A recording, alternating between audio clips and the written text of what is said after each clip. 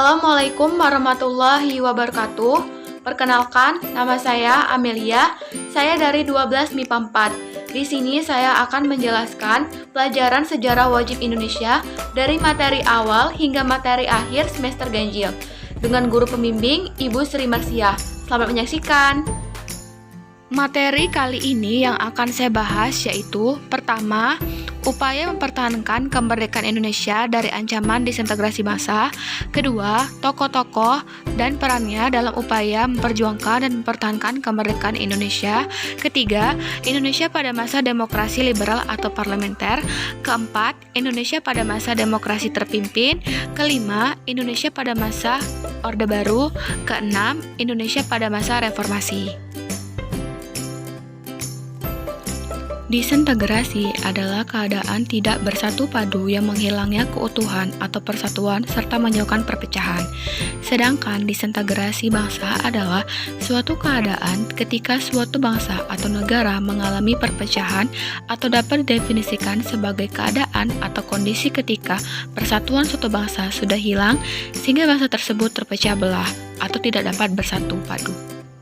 Beberapa peristiwa yang merupakan ancaman disintegrasi bangsa, antara lain PKI Madiun 1948, terjadi pada tahun 1948 dengan dipromulgasikannya Negara Republik Soviet Indonesia. Faktor penyebabnya adalah hasil kesepakatan Renville yang lebih menguntungkan pihak Belanda. Kemudian ada DI Darul Islam atau TII Negara Islam Indonesia yang terjadi di beberapa daerah seperti Jawa Barat, Sulawesi Selatan, Kalimantan Selatan.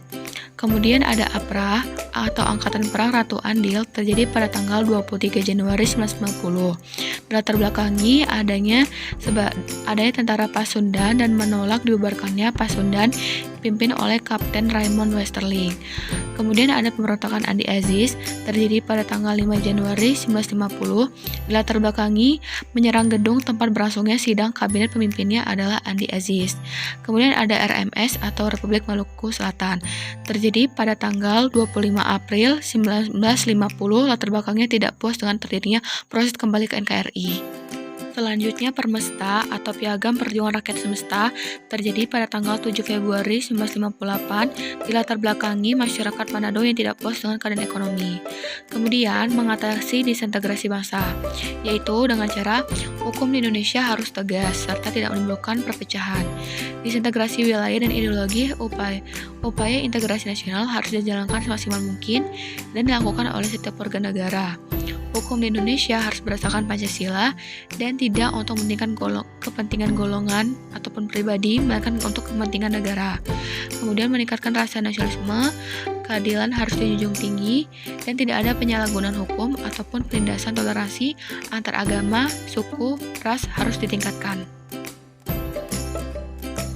Pertama ada Insinyur Soekarno, lahir pada tanggal 6 Juni 1959 di Blitar, Jawa Timur, yang wafatnya pada tanggal 21 Juni 1970. Perannya adalah sebagai tokoh yang merumuskan teks proklamasi, sebagai proklamator, dan sebagai penggagas dasar negara. Kedua ada DRS Muhammad Hatta, lahir pada tanggal 12 Agustus 1902 di Fort Depok, wafat pada tanggal 14 Maret 1980. Perannya adalah bersama Soekarno menandatangani naskah proklamasi kemerdekaan Indonesia, menjadi pemimpin delegasi Indonesia, menandatangani naskah pengakuan kedaulatan RI, dan melakukan pembentukan Perhimpunan Indonesia. Yang ketiga adalah Sultan Hamengkubuwono IX, lahir di Yogyakarta tanggal 12 April 1912, wafat pada tanggal 2 Oktober 1998. Perannya adalah menyatakan Kesultanan Yogyakarta dan mengeluarkan maklumat menolak kerjasama dengan Belanda saat agresi militer Belanda I. Kemudian yang keempat adalah Jenderal Sudirman, lahir pada tanggal 24 Januari 1916, wafat pada tanggal 29 Januari 1940 di Perancis. Perannya adalah memimpin TKR di Ambarawa, memimpin pasukan TNI, dan aktif di pasukan Beta melucuti senjata Jepang. Yang kelima adalah Muhammad Yamin, lahir di Sawah Lunto, Sumatera Barat pada tanggal 28 Agustus 1903, wafat pada tanggal 17 Oktober 1992 di Jakarta. Perannya adalah terpilih jadi Ketua Jaung Sumatera Bon dan mendirikan Partai Gerakan RI. Latar belakang Indonesia menggunakan demokrasi liberal yaitu Indonesia yang kala itu bebas dari gangguan Belanda berusaha memperbaiki jalan negaranya bentuk negara serikat. Kala itu dirasa tidak cocok dengan semangat persatuan rakyat Indonesia. Oleh karena itu, Indonesia kembali pada bentuk satuan pada tahun 1950. Demokrasi liberal sendiri merupakan bentuk pemerintahan Indonesia yang dipilih oleh para pendiri negara dengan mencontoh bentuk pemerintahan dari negara-negara barat yang dirasa sukses menjalankan bentuk pemerintahan tersebut. Di bidang politik, pada masa demokrasi liberal terjadi beberapa keadaan politik seperti pergantian kabinet, di mana pergantian ini ada 7 kabinet yang pernah dibentuk, diantaranya Kabinet Natsir, Kabinet Sukiman, Kabinet Wilopo, Kabinet Ali Sastroamidjojo I, Kabinet Burhanuddin Harahap, Kabinet Ali Sastroamidjojo II, dan Kabinet Juanda. Kemudian adanya sistem multipartai. Pada masa demokrasi liberal, ada kebebasan individu menjadikan salah satu dasar munculnya banyak partai di Indonesia yang sebenarnya warisan dari penerapan partai sebelumnya. Pendirian partai ini dimulai dari Presiden Soekarno mendirikan Partai PNI, kemudian diikuti dengan keputusan Wakil Presiden Muhammad Hatta yang mengesahkan 10 partai seperti Masyumi, PNI, PSI, PKI, PDI, dan PRS-PKRI. Kemudian adanya pemilu 1955 yang dilakukan pada tahun 1995 untuk memelihara anggota DPR dan anggota konstituante yang berlangsung dalam 2 tahap pemilu yang menghasilkan 5 partai politik terkuat yaitu PNI, Masyumi, NU, PKI, dan PSII. Di bidang ekonomi, kondisi ekonomi Indonesia pada masa demokrasi liberal memiliki banyak permasalahan, seperti tingginya jumlah mata uang yang beredar dan meningkatnya biaya hidup. Untuk mengatasinya, pemerintah melakukan berbagai langkah, seperti kebijakan Gunting Syarifudin, di mana program pemotongan nilai uang atau Sanering, sistem ekonomi gerakan benteng. Program ini dilakukan untuk mengubah struktur ekonomi yang berat. Sebelah program ini dilakukan pada masa pemerintahan Kabinet Natsir dan diinisiasi oleh Sumitro Djohadikusumo yang merupakan Menteri Perdagangan Nasional Dejavaske Bank. Kemudian menjadi Bank Indonesia pada tahun 15 Desember 1951 dan adanya sistem ekonomi Alibaba yang bertujuan untuk memajukan pengusaha pribumi dengan cara bekerja sama dengan perusahaan non-pribumi. Baba Persaingan Finansial Ekonomi atau FINEK yang merupakan beberapa keputusan ekonomi yang dilaksanakan sepihak oleh Indonesia karena tidak disetujui oleh Belanda. Kemudian adanya rencana pembangunan 5 tahun atau RPLT yang disusun oleh Biro Perancang Negara dipimpin oleh Insinyur Juanda sebagai Menteri Perancangan Negara. Kemudian adanya Musyawarah Nasional Pembangunan. Di bidang sosial, keadaan sosial pada masa demokrasi liberal ditandai dengan pertambahan penduduk dan antusiasme rakyat dalam politik. Sebelum pemilu tahun 1955, pemimpin negara Soekarno dan Hatta sering memberikan sosialisasi atau kampanye tentang pengetahuan bagaimana cara menyalurkan pendapat suara kepada masyarakat, hingga pada pelaksanaan pemilu yang berlangsung secara demokratis karena antusiasme masyarakat. Sedangkan di bidang budaya terjadi penyempurnaan ejaan bahasa Indonesia dan perkembangan sastra. Pada masa demokrasi liberal mulai muncul beberapa sastrawan lokal seperti Situr Situmorang dan Pramoedya Anantatur. Pada bidang pertahanan dan keamanan, Indonesia pada saat itu terganggu karena adanya pemberontakan yang terjadi seperti pemberontakan DITII, adanya Gerakan Aceh Merdeka atau GAM, Organisasi Papua Merdeka atau OPM, pemberontakan PKI, pemberontakan Permesta, APRA, dan Republik Maluku Selatan atau RMS. Latar belakang berakhirnya sistem pemerintahan demokrasi liberal menjadi sistem pemerintahan demokrasi terpimpin, yaitu pada awalnya demokrasi liberal diharapkan akan membangun negara Indonesia layaknya negara barat, namun seiring perjalanannya demokrasi liberal tidak berjalan lancar. Pada tanggal 16 Juli 1959, Ketua Umum PPKI mengirim surat kepada Presiden yang isinya agar Presiden mendekretkan kembali UUD 1945 dan membubarkan konstituante. Dari situlah konsepsi Presiden berubah menjadi Dekret Presiden 1959. Dikeluarkannya Dekret Presiden menandai berakhirnya demokrasi liberal dan mengawali demokrasi terpimpin. Dekret Presiden 1959 dilatar belakangi oleh kegagalan Badan Konstituante untuk menetapkan undang-undang baru sebagai pengganti Undang-Undang Dasar 1950. Keadaan politik pada masa demokrasi terpimpin.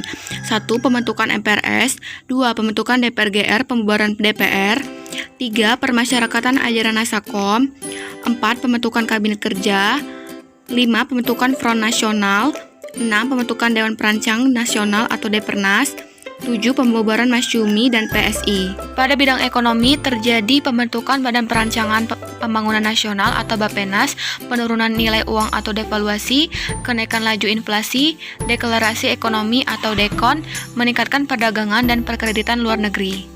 Pada bidang sosial, terjadi larangan pedagang asing di luar ibu kota daerah pada masa demokrasi terpimpin yang terjadi karena konflik antar pedagang Asia, terutama Cina, dan kerusuhan di Jakarta, konfrontasi Indonesia-Malaysia.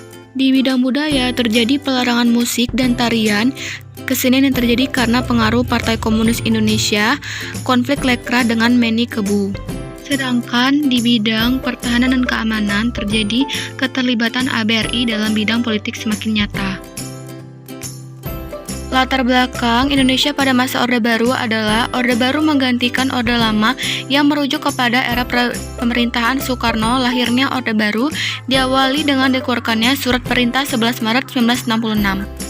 Kehidupan politik pada masa Orde Baru yang terjadi pada kebijakan politik dalam negeri yaitu penyerahan partai politik, dui fungsi ABRI, pedoman penghayatan dan pengaman Pancasila, dan adapun kebijakan politik luar negeri, yaitu Indonesia kembali menjadi anggota PBB, pemulihan hubungan diplomatik, dan memperkuat kerjasama regional dan internasional.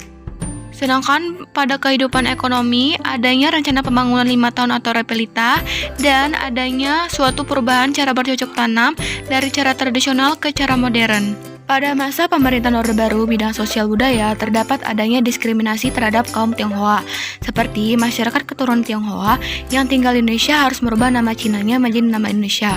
Seiring berjalannya waktu, masyarakat Tionghoa yang mulai membuka diri seperti turut serta dalam kegiatan sosial seperti membantu saat terjadi bencana alam, serta mendirikan lembaga pendidikan untuk kursus bahasa Inggris, Mandarin, komputer, dan sebagainya. Keadaan pertahanan dan keamanan pada masa Orde Baru stabil karena Presiden Soeharto sebagai mantan militer mampu mengkonsolidasi kekuatan militer menjadi kekuatan pertahanan yang disegani, sehingga kejahatan pun berkurang karena keamanan terjamin. Reformasi adalah suatu perubahan atau perbaikan yang terjadi di suatu negara, baik dalam bidang sosial, politik, ekonomi, dan budaya, di mana perbaikan atau perubahan tersebut dilakukan tanpa adanya kekerasan guna tujuan untuk kesejahteraan rakyat negara itu sendiri. Faktor-faktor penyebab terjadinya reformasi: 1. Adanya KKN dalam kehidupan pemerintahan. 2. Adanya rasa tidak percaya pada pemerintahan Orde Baru. 3. Adanya keinginan yang mengkritisi dalam kehidupan berbangsa dan bernegara. 4. Mahasiswa yang menginginkan perubahan. Agenda reformasi: pertama, adili Soeharto dan kroni-kroninya. Kedua, laksanakan amandemen UUD 1945. Ketiga, hapuskan dui fungsi ABRI. Keempat, pelaksanaan otonomi daerah yang seluas-luasnya. Kelima, tegakkan supremasi hukum. Dan yang keenam adalah ciptakan pemerintahan yang bersih dari KKN. Dampak positif pada masa reformasi yaitu masyarakat dapat menyampaikan aspirasi dan pendapatnya dengan bebas. Indonesia menjadi lebih terbuka, tentara Indonesia tidak lagi mencampuri urusan politik, dan derajat bangsa Indonesia terangkat di mata dunia. Sedangkan dampak negatifnya ialah iklim politik yang semrawut, kebebasan berpendapat semakin tidak beretika, demonstrasi yang harusnya digunakan untuk menyampaikan aspirasi malah mengganggu kenyamanan bagi masyarakat, dan meningkatnya kerusuhan di masyarakat. Sekian dari saya akhiri. Wassalamualaikum warahmatullahi wabarakatuh.